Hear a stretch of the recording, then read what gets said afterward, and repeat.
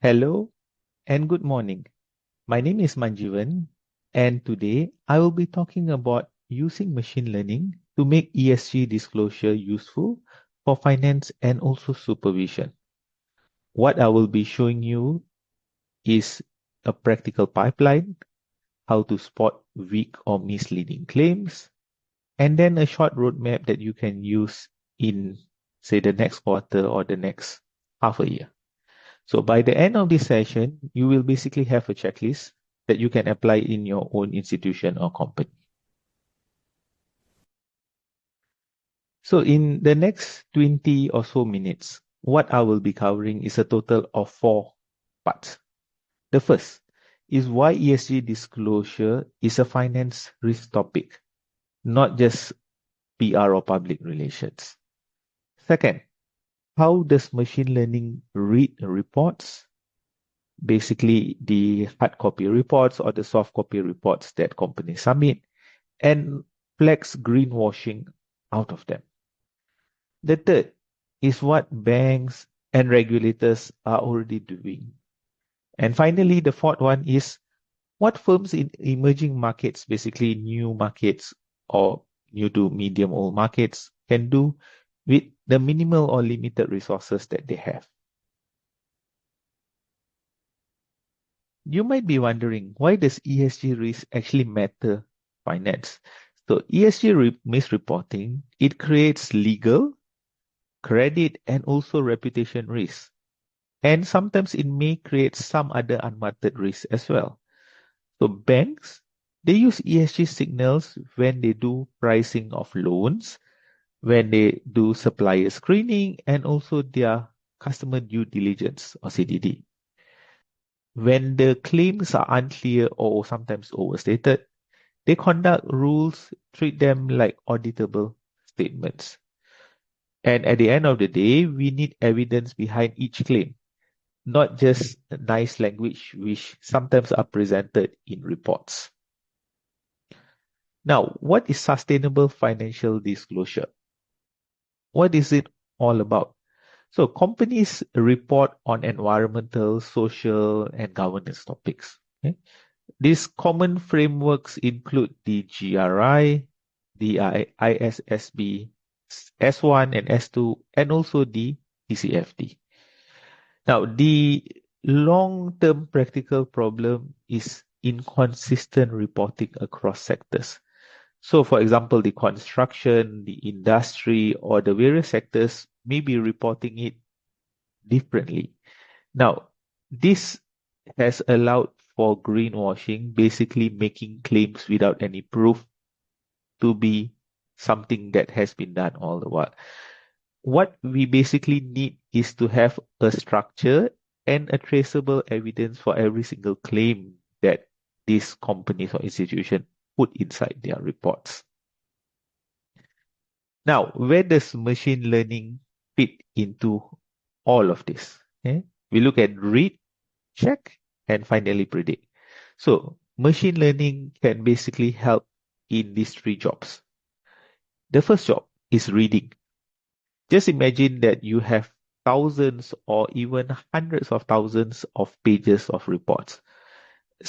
Doing a manual read is basically impossible, where it will take you maybe weeks or even months just to go through these documents. Now, where machine learning helps is basically scanning all of the text, the images, and other stuff from reports, from media, from filing at a large scale. Basically, not just one company, but hundreds or thousands of companies. The second one is check. So in check, we basically want to compare what was promised, basically, and against what actions were actually taken. So we can actually see whatever was written in the reports versus what was actually done. That's the second part. Now, the third part is to do a predict. The predict is basically we want to link the forward-looking risk like default or regulatory exposure to what was basically written. So today is no longer whatever is just stated in the report, but making sure that these claims are actually true and linking it to what can happen in the future. So this makes the human not just reading, text, but doing a higher level job of reviewing whatever that has been written. Now, in the previous slide, I mentioned about the machine learning reading reports. How does it actually do so? It's not a one-step process. Instead, it's actually a five-step process. The first process is basically to collect all of the disclosures and to keep the original reports if necessary for audit purposes. The second step is to clean the text because sometimes text can be written very differently by the different institutions or companies across the world. And we want to map it to the different standards that we have from GRI, ISSB, and TCFD topics using a crosswalk. That's the second step. Now, the third step, we want to classify sentences. Is it E for environmental, S for social, or G for governance, right? Or is it just an action or general talk? Step 4, we want to see how deep and how credible are these signals really are, or is it just written for the sake of being written in a report? And finally, the fifth step, we want to alert the reviewer with links to exact evidence, so review is fast and basically traceable. So earlier on, I spoke about greenwashing. How do you actually detect greenwashing? Well, greenwashing means it's basically unclear or things that without any evidence to say that they are doing ESG. And this has happened in the past where a lot of companies put in things that they don't do, and this is actually called greenwashing. So you want to match promises to outcomes and to compute a severity score to whatever they have written. So using a machine learning model, the machine learning model can actually send these higher risk items to a human to go and verify. So of course that say that you are analyzing 1,000 different companies and maybe 50 of the companies have got a higher score as compared to the remaining companies. So the companies with the highest score is the one that will be flagged and a human can go and read it. So why does this matter? Just imagine that someone cannot be reading 1,000 documents and be manually reviewing each of them. So using the machine learning, it helps to speed up this process and just flag what needs to be alerted. Now you would be imagining how would the machine learning process so much of ESG text so quickly? This is where large language models come into play. So large language models can basically be tuned for climate and finance to basically improve what is being classified and to extract. And these large language models can basically pull targets, amount, dates, name entities, and other stuff from the text. It's basically a very specialized version of a model. It's just not pure plain text, but very detailed specific for ESG. So it can pull out links to the claim and keep sample checks for the human to verify. If the text is being written in plain English, it's easy for the models to work. However, in certain companies, due to jurisdictions, if it's not written in English, then large language models for the specific language must be developed because translating sometimes everything from a third language to English can mean a lot of translation is lost. So in our line of work is governance, not just public relations. So we have to basically focus whether the governance structures and public sector engagement links to the real outcomes. What we want to track is basically action signals. Who owns the target, what budget, and by when. So what we want to show is basically lower exposure and also better controls, not just putting it nicely inside the report. So again, what we want to do is extend this to multiple language, not just English, and also the small and medium-sized enterprises within the region. How do we actually predict financial risks using ESG data. What we can basically do is to combine ESG indicators and output with calibrated probabilities. What we prefer is basically stable, auditable features, not just purely written sentences that sound nice but don't mean anything. So what is our goal is to support credit, market, and operational risk teams with basically forward-looking inputs.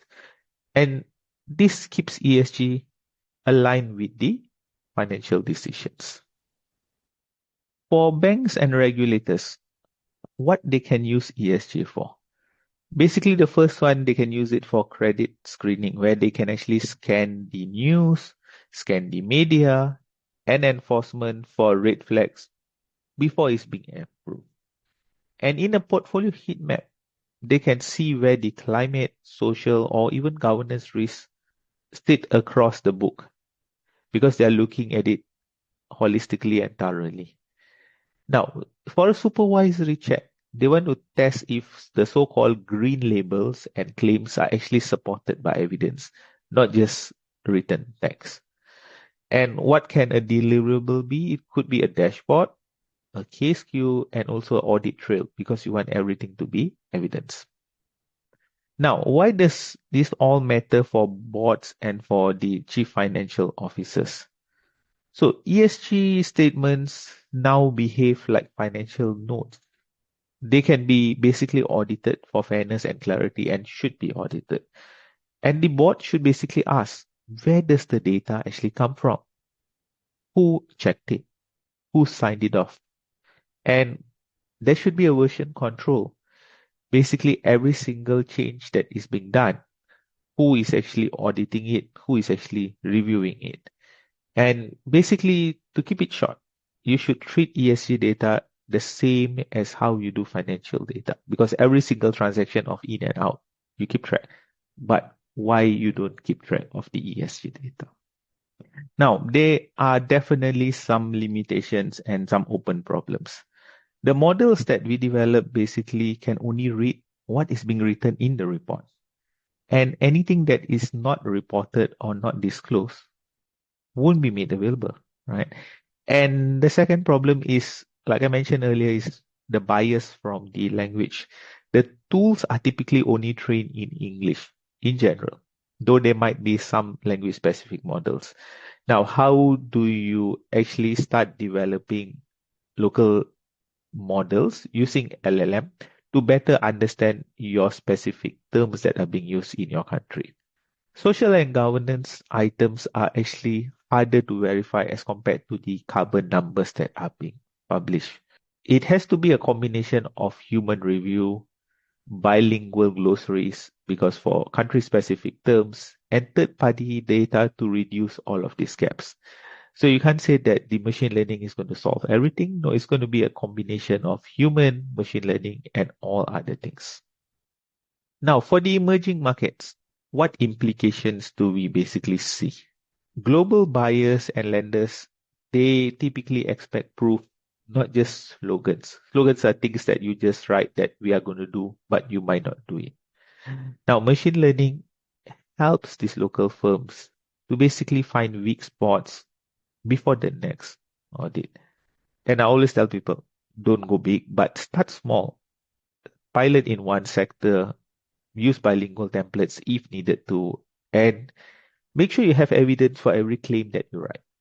And this improves your credibility of the company without needing a very big budget. What are the data sources that you can use? The first one is basically your company reports, investor presentations. The second is to add your regulatory filings and enforcement notices. Okay? The third is include news and NGO data sets plus open source climate supply chain data, which is much more readily available today as compared to many years ago. So take all of this data, join it with your internal span and also your audit logs. And again, whatever you do, make sure you keep audit logs and you keep snapshots so that this can all be traceable. So the term feature engineering is typically used when you are going to take existing columns and make new columns out of this. So what we can do is take text, action, verb, targets, amounts, and any other places, okay, and do feature engineering to it. So basically from numbers, the emission trends, energy mix, how much you spend versus how much you commit, and behavioral features such as incidents, fines, breaches by your suppliers, and what has happened after that. So the output is basically a quality score and credibility profile based on all of this. So it's just not text and it's just not numbers, but a combination of everything. In terms of what kind of models should we use? The first one, since majority of it is going to be in text, definitely you need a text classification with the different transformers to basically tag what topics they are and what actions happen thereafter. So we use only name entity recognition to capture the metrics, dates, and also amounts. And what we can do is use models such as trees or logistic regressions to score these risks and financials together. And finally, we use all of the text and the data in a good structure. So think of it that you are taking a report which is a combination of various things, and what you're doing is simplifying to the same format for every single company. Now, evaluation is important. Now, you want to optimize your precision and recall on the claims, not just on the broad ESG labels.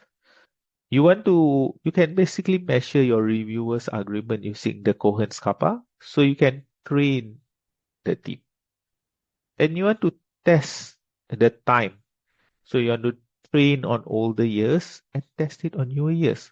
For example, you have data for the past 10 years, train it on the past 8 years and test it on the last 2 years to see how does it go. See, does your model able to recognize what has changed and so on. Okay? And you also want to show by sector and size plates because there is no one model that fits everything. For example, SMEs versus large corporation may do different things and their numbers may vary very differently. So it's important to recognize the differences between the size of the company, for example. Now, for internal auditors, what model governance are there? So basically, you need to make sure that you keep all of the data lineage and all of your sampling notes. Personal data has to be handled very carefully, and most ESG tags are actually should be public and non-personal because it shouldn't involve something being done by a specific person. You have to make sure that you run the bias and the drift checks by the different languages, sector, and also size. And you have to make sure that you keep every single change log. And finally, add a short note to explain for any decision surfaced by a user. Now, as a human reviewer, what is basically the whole workflow? The first one, the tier one is an auto triage by a risk score. In the second tier, the analyst validates and add notes with exact evidence link to whatever is being claimed. Tier 3 is basically to escalate to compliance or sustainability for remediation. And close cases feedback to both model and also playbook. So your ESG model that you build using the LLM has to have a feedback process as well so that it can improve over time. Now, for firms, what is the checklist that you can already use? Number one is make sure you have an evidence pack for every single ESG claim.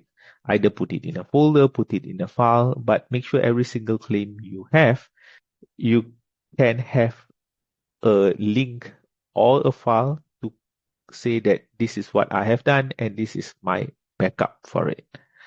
And you need to tie every single target to a budget, to who is going to do it, when is it going to be done.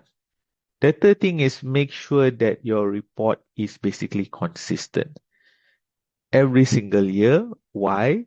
If someone is looking for the past 5 years, they can see what is the improvement. If your report formatting changes every single year, it's going to be very hard for a human or a machine learning algorithm to go and figure out what you are actually doing.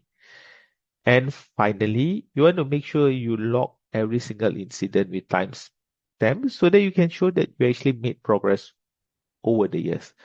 People are not expecting you to get this done quickly all the time, but you must basically show that you are actually taking effort. Now, what does the regulator expect out of all of this? The first one is the statement should be fair, clear, and definitely not misleading. Only put what you actually did. Again, with evidence. So if you use analytics, keep the model governance and documents ready if the regulator wants to audit.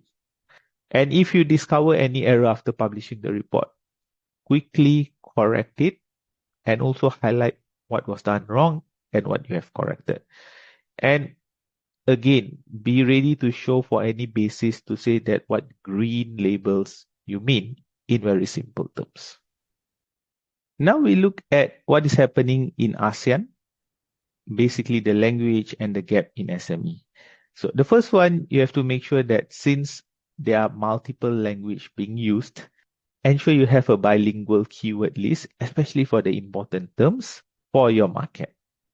And for SMEs, since they typically wouldn't be able to prepare a full-blown report, prepare for them some kind of templates so that they can basically show you the actions that they did with proof, like photos or even invoices.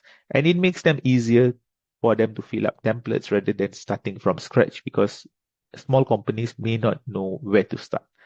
Then start with one sector that matters for the first year, and then you slowly start scaling out. For small and medium-sized enterprises, it's not needed for you to do a full-blown report as compared to the larger corporations. And what does this do? It gets them to start looking at the ESG while actually keeping their costs low and making sure that they adapt to it. We look at now a short 90-day roadmap to the first deployment. So for the first 3 weeks, for example, the company should be able to define the scope, get all of the data ready, and build the standard crosswalk. Then for the next 3 weeks, from week 4 to 6, they prototype the extractor and a basic reviewer, basically look at 30 to 50 different reports so that they have an idea of what they need to do. Then the next 3 weeks, week 7 to week 9, they pilot with the different reviewers, measure how much of time saved, adjust the different thresholds. Then the last 3 weeks, week 10 to 12, they basically complete the governance documents, roll out and train the team. So this is something that is possible. Start small within the first 90 days to at least get the team ready. Now, what are some of the risks and mitigations? The first one is basically false flags. You keep a human gate and again clear thresholds. Data gaps, which can happen. So you must make sure you have an evidence policy. Mark insufficient whenever you don't get the proper data. Model drift. You can see that every single month or every single quarter, every single year, things change. And you have to make sure you refresh your samples and also glossaries if there are new terms or the existing terms change. And finally, adoption. You want to run short training for your team and show how much of time is actually saved and is there any issues that have been closed which were open. Finally, as my wrap up, the key message I want to say is ESG disclosure no longer sits in the CSR, but sits inside financial risk, as is important for every organization, whether it's small, medium, or even large. Machine learning is a tool that can help you to read at scale, spot claims, and link to risk decision. And rules should be conducted to raise the evidence bar. And firms in this region, such as ASEAN, can compete if they basically standardize data and also proof. Bottom line is start small, prove your value, and then scale. Don't think of straight away going big, but like I said, start small. That's all from me. I hope you enjoyed the presentation. Thank you.